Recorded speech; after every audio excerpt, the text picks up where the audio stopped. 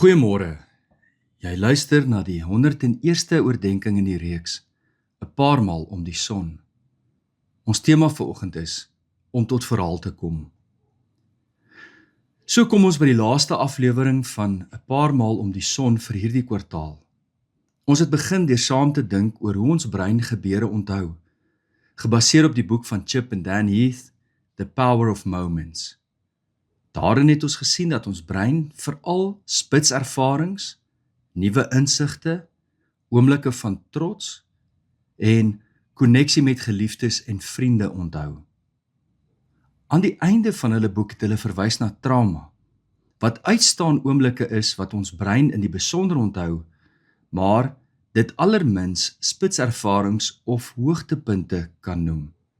Dit is eerder die dieptepunte in ons bestaan. Mens sou dit kon beskryf as laagtepunte in ons bestaan, maar onthou wat ons gesê het, daar is nie alleen iets soos posttraumatiese stres nie, posttraumatiese verlies nie, ons het ook posttraumatiese groei.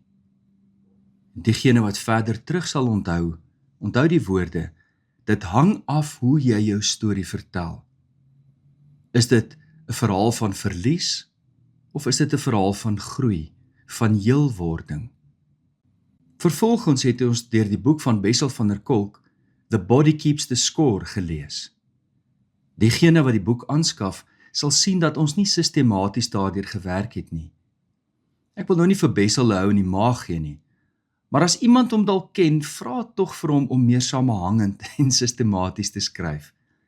Nou die dag kuier ek by 'n kollega en ons praat toevallig oor die boek en sy sê toe, maar sy het ook die boek gelees so 'n jaar of wat gelede. En sonder dat ek iets opmerk, sê sy, die eerste deel van die boek was vir my baie goed, maar ek het 'n bietjie gesukkel met die tweede deel. Ek was verlig om te hoor dat dit nie net ek is wat dit so beleef nie. Desnieteenstaande is dit 'n aangrypende, merkwaardige boek. Ons elkeen behoort dit eintlik te lees. Dis 'n boek wat miljoene mense oor die wêreld heen laat besef het hoe kompleks die liggaam, brein, gees verbintenis werklik is. Dit het my besonder baie gehelp. Wat my veral opgeval het van Bessel van der Kolk se boek, miskien die meeste opgeval het, is sy buitengewone deernis vir sy pasiënte. Dit skyn soos 'n lig deur die bladsye van sy boek. Hy vertel van mense wat ek en jy dalk sou ontmoet en dink, hierdie persoon is die klits kwyt, of hierdie mens moet asseblief nie naby my kom nie. Maar soos hulle verhale ontvou, soos hulle trauma stukkie vir stukkie verwerk word, gebeur daar dikwels merkwaardige genesing in hulle lewens. Maar ek dink belangrik ook het die boek vir my en jou laat besef, dat ons nie die traumas in ons eie lewe moet ignoreer nie. Ja, as daar 'n rigterskaal was vir pyn, sou dit nie 'n 8 of 9 gewees het nie. Maar 'n 3 op die rigterskaal van pyn kan nog steeds 'n reuse effek op ons lewens hê. Na gister se oordeenking het ek baie gedink oor die verhouding tussen seer en sonde. Dis iets wat ek dalk nagelaat het om behoorlik aan te spreek in hierdie laaste paar afleweringe. Die Bybel is immers baie duidelik oor sonde. In Galasiërs 5 byvoorbeeld, as baie ander tekste, lees ons van die werk van die sondige natuur of die praktyke van die sondige natuur. Dinge soos onsedelikheid, losbandigheid, haat, woede, afguns, dronkenskap en dergelike dinge. God neem sonde ernstig op. Jesus het immers nie aan die kruis gesterf net vir ons pyn en seer nie, ook vir ons sonde, in die besonder vir ons sonde. En hier ontstaan die belangrike vraag, hoe maak ons nou in hierdie komplekse verstaan van trauma en sonde? Neem byvoorbeeld oorlogsveterane, wat dinge aanskou en beleef het wat geen mens ooit behoort te beleef nie. Statisties is hulle baie meer geneig tot alkoholmisbruik, depressie en geweld as die algemene bevolking. Is dit bloot omdat hulle sondiger is as ander mense? Moet ons eenvoudig vir hulle sê, bekeer jou net en alles sal regkom? Verhaal op verhaal word vertel van jong mans wat liefdevolle eggenote, toegewyde vaders en sagte mense was, voordat hulle oorlog toe is. Hulle kom fisies heel huis toe, maar iets binne in hulle het op die slagveld agtergebly. Families vertel dikwels dat hulle geliefdes wel teruggekeer het, maar dat dit is asof die oorlog 'n deel van hulle daar laat sterf het. Dink aan kinders wat slagoffers van seksuele geweld of ernstige mishandeling was. Ons lees te veel in die koerante van kinders wat deur hulle ouers beskerm moes word, maar wat hulle juis verraai het. Hoe leer so 'n kind later wat gesonde grense is? Onlangs in die koerant is daar 'n dogtertjie, as ek reg onthou op 9 het haar ma haar as prostituut begin uithuur. Hoe leer so 'n kind wat gesonde grense is? Hoe onderskei hulle tussen liefde en misbruik, wanneer die mense wat hulle na God moes lei, juis diegene was wat hulle diepste wonde veroorsaak het? Kan jy nou dink hoe dit vir sulke mense moet voel, as die enigste boodskap wat die kerk of wat gelowiges het is, kom tot bekering, laat staan jou sonde?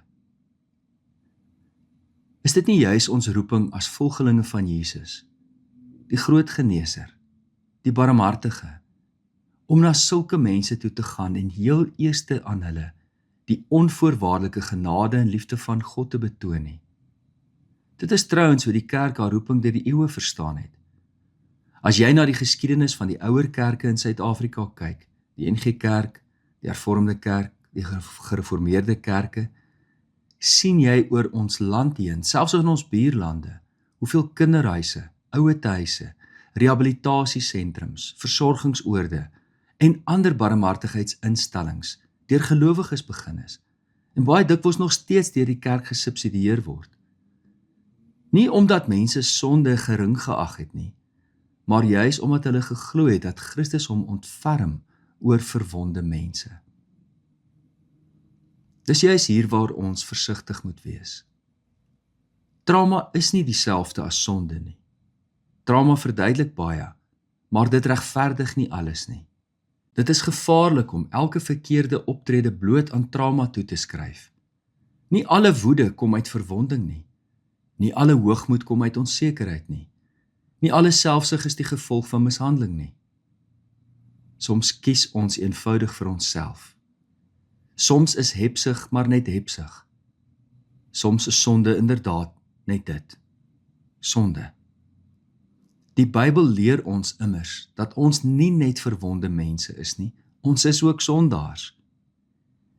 Omgekeerd is dit ook waar, ons is nie net sondaars nie. Alles word nie net gedefinieer deur sonde, sonde, sonde nie. Ons is ook diep verwonde mense. En dalk is dit een van die grootste wyshede wat ons by Jesus leer. Hy het nooit sonde goed gepraat nie, maar hy het ook nooit mense gereduseer tot hulle sonde nie. Jesus het verder gekyk. Jesus het dieper gekyk as wat ons dikwels kyk.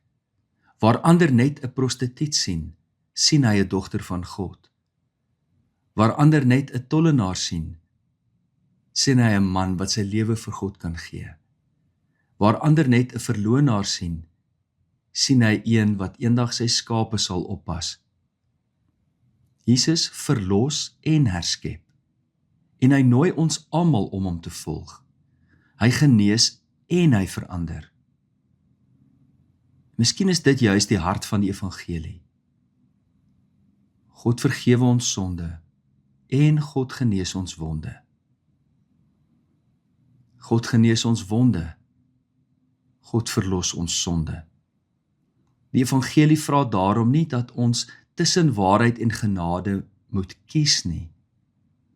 Ons mag en moet beide vashou.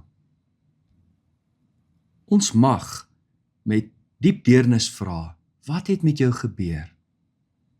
En ons moet terselfdertyd met liefde vra, hoe nooi Christus jou om vandag anders te leef?